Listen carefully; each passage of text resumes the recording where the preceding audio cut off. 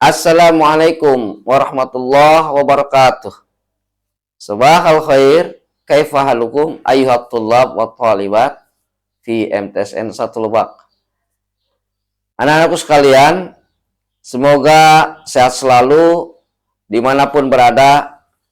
Insya Allah pada kesempatan ini Bapak akan menjelaskan materi pembelajaran bahasa Arab untuk bahasan struktur kalimat atau tarkib dengan subbahasan fi'lul mudhari wa awamilun nawasib. Materi ini dapat diakses melalui e-learning MTSN Negeri 1 Lebak dengan alamat web belajar.mtsn1lebak.sch.id. Bisa dilihat di bawah sini ya. Siswa dapat login dengan menggunakan nisan dan password nisan siswa itu sendiri. Mari kita sama saksikan dan simak pemaparan berikut.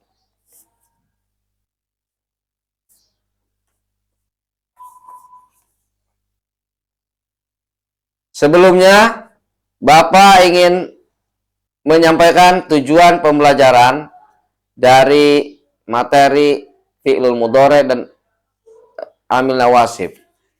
Yang pertama, peserta didik mengenal bentuk kata kerja mudhari atau fi'il mudhari dalam kalimat, dalam ungkapan, ataupun di dalam teks berbahasa Arab. Yang kedua, peserta didik bisa memahami dan mengetahui amil nawasib dalam bahasa Arab. Yang ketiga, peserta didik menggunakan fi'il mudhari dan amil nawasib dalam menyusun kalimat, ungkapan, teks berbahasa Arab, baik lisan maupun tulisan. Sebelum ke pembahasan inti, Bapak sampaikan pembiasaan untuk peserta didik.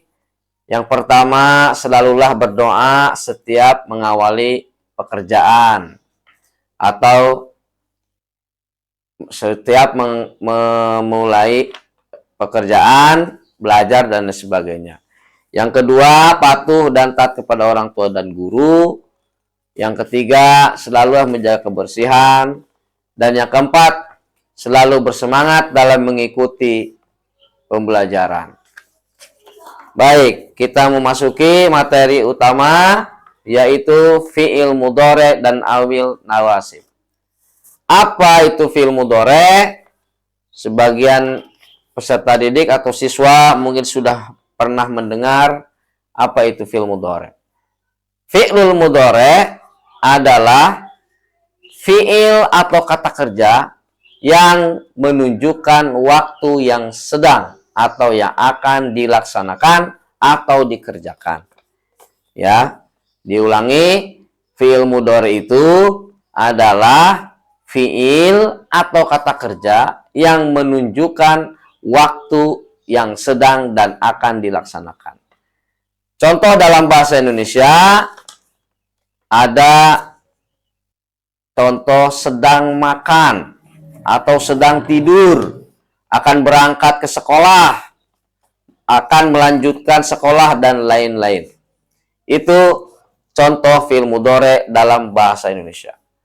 Contoh fi'il mudhari dalam bahasa Arab, yaitu ini sering didengar atau sering dipelajari di kelas 7 juga digunakan ya kosakata ini. Ada yakulu, ada yazhabu, ada yuwasilu wa ghairu zalik, dan lain sebagainya.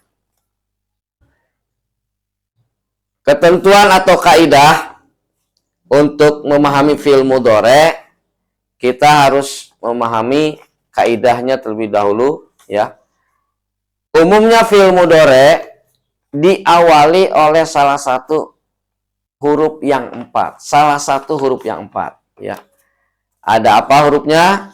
Hamzah, nun, ya, dan ta. Diulangi ya, salah satu huruf yang tidak semuanya, tapi salah satunya hamzah, nun, ya, dan ta. Kemudian penggunaan salah satu huruf tersebut disesuaikan dengan domirnya atau kata ganti. Nah, domir atau kata ganti ini kadang-kadang peserta didik belum memahami betul apa itu domir ya. Domir itu kata ganti ya. Atau kalau ditanya kata ganti itu dalam bahasa Arabnya apa? Domir. Atau domir itu adalah kata ganti. Yang berfungsi sebagai pelaku atau subjek dari fiil tersebut. Jadi penggunaan salah satu huruf tersebut, hamzah, nun, ya maupun ta, itu disesuaikan dengan domirnya, kata gantinya.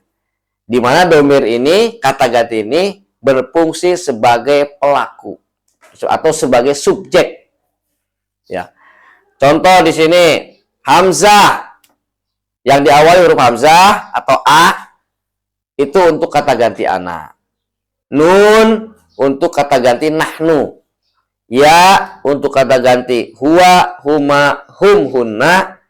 Dan ta untuk kata ganti hiya, huma, anta, antuma, antum, anti, antuma, antun.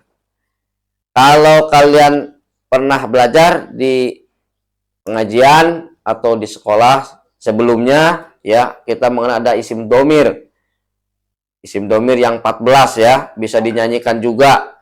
Huwa, huma, hum, hiya, huma, hunna, anta, antuma, antum, anti, antuma, antunna, ana, nahnu.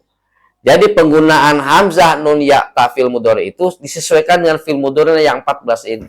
Kapan dia a, kapan dia nun, ya maupun ta. Demikian. Nah, di sini untuk lebih memahami ya, apa itu fi'il mudhari bisa dilihat di tabel ya. Ada huruf hamzah. Nah, ini kata gantinya apa? Ana. Contohnya azhabu, usyahidu. Lihat awalnya. Azhabu a, usyahidu u. Yang lain pun sama, akra'u, usolli ya. Itu awalnya hamzah. Kalau usolli atau azhabu berarti saya di situ subjeknya. Kemudian nun atau nahnu. Nun atau ya nun ya. Untuk kata ganti nahnu. Misalkan nazhabu nusyahidu. Nazhabu nusyahidu atau yang lain nakra'u. Ya. Jadi subjeknya di situ kami mendengar, kami menulis, kami pergi dan lain sebagainya. Kemudian untuk ya itu domirnya huwa, huma, hum, hunna. Contohnya huwa yazhabu yusyahidu. Ya. Huwa ini kita tahu yaitu untuk kata ganti laki-laki satu orang. Ya, menunjukkan laki-laki satu orang tuh huwa. Maka contoh fi'il mudhari'nya yazhabu yusyahidu diawali dengan huruf ya. Kemudian yang berikutnya huma, mereka laki-laki dua orang. Ya, yazhabani yusyahidani. Lihat ujungnya.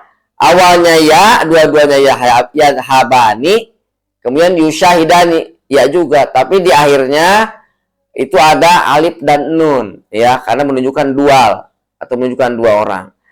Hum untuk mereka tiga orang atau lebih ya, contohnya yazhabuna atau yusyahiduna. Yazhabuna yusyahiduna. Dan hunna yazhabna yusyahidna. Yazhabna yusyahidna. Sama polanya sama. Diawali oleh huruf ya, kalau yang menunjukkan dual ditambah alif nun, akhirnya kalau menunjukkan jamak tiga orang lebih ditambah waw nun ya. Baik, catatan yang perlu diperhatikan untuk domir huwa, hiya, anta, ana, dan nahnu umumnya ya, ini umumnya ketika rofa itu satu posisi dalam bahasa Arab ada namanya rofa, maka harokat akhir fi'il mudhari tersebut adalah berharakat dhammah ya. Jadi untuk domir huwa, hiya, anta, ana, dan nahnu itu huruf akhir fi'il mudhari'nya itu berharkat dhammah. PS ya atau U.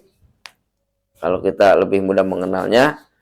Kemudian untuk dhamir atau kata ganti huma, huma, mau yang laki-laki maupun yang perempuan, antuma, antum dan antuma untuk laki dan perempuan. Ketika rofa, ketika posisinya rofa, ya, maka huruf akhirnya yaitu alif dan nun, ya. Di samping huruf-huruf yang tadi, yang 4 tadi salah satunya itu alif nun ataupun wa'un nun, ya. Wa'un nun.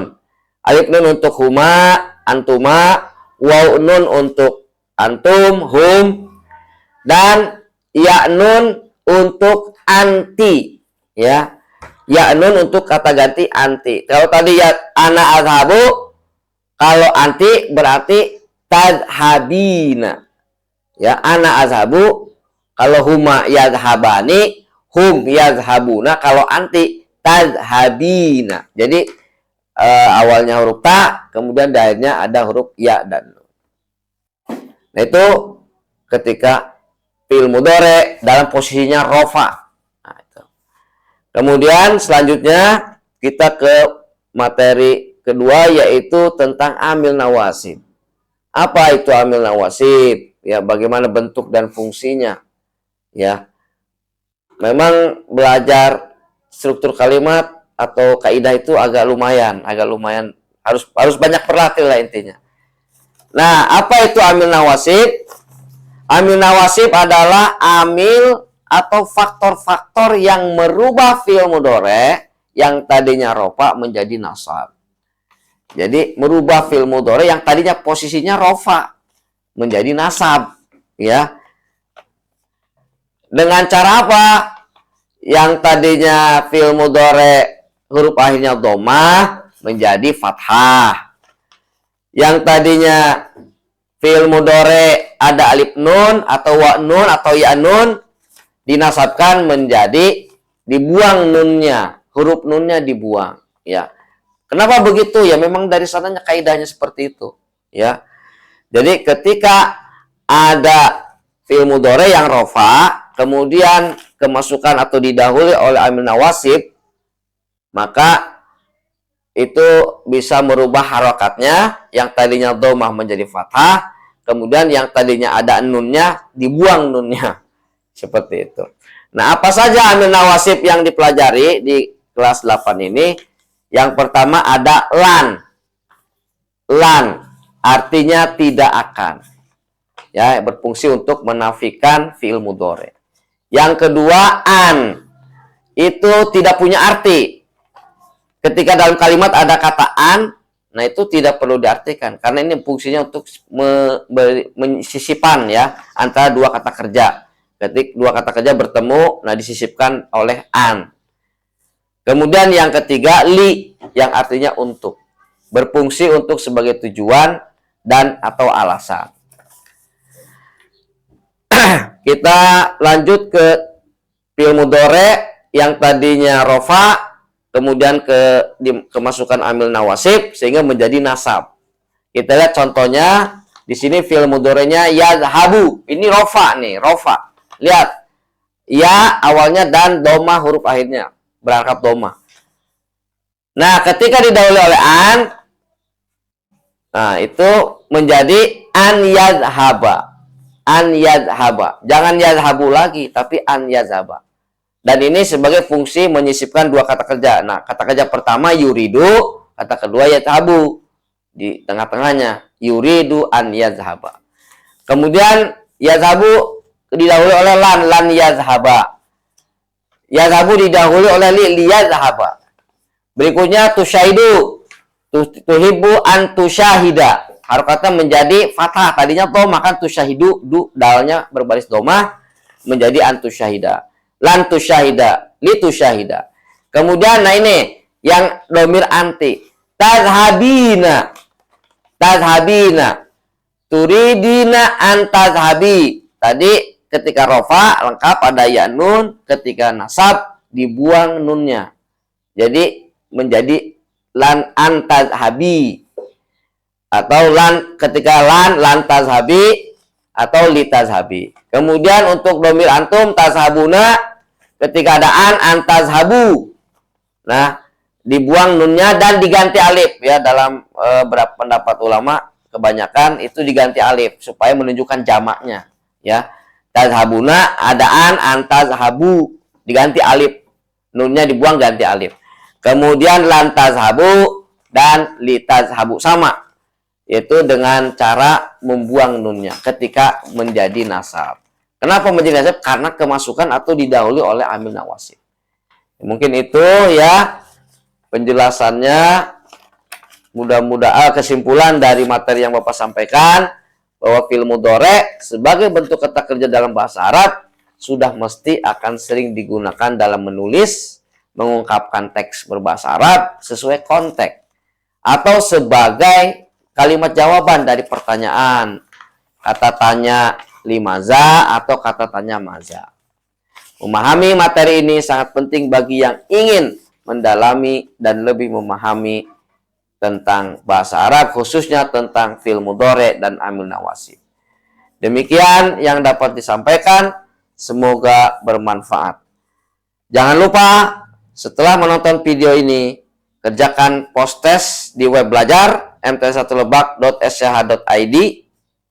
Kerjakan dengan sungguh-sungguh, semangat, semoga mendapatkan hasil yang baik dan maksimal.